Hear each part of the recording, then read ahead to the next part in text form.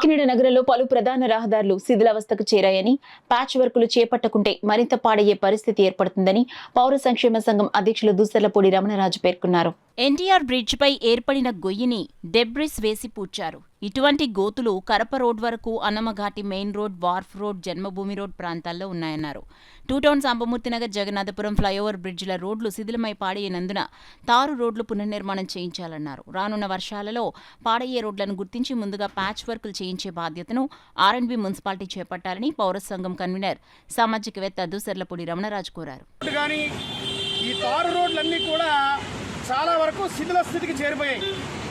ఇప్పుడు చాలా చోట్ల పెద్ద పెద్ద గొయ్యలు పడిపోయాయి. ఈ ఎన్టీఆర్ బ్రిడ్జి నుంచి చూస్తే కరప రోడ్డు దాకా కూడా ఇంచుమించుగా అదే రకమైన పరిస్థితులు ఉన్నాయి. ఈ గోతుల కారణంగా ప్రజలు చాలా ఇబ్బంది పడతా ఉన్నారు.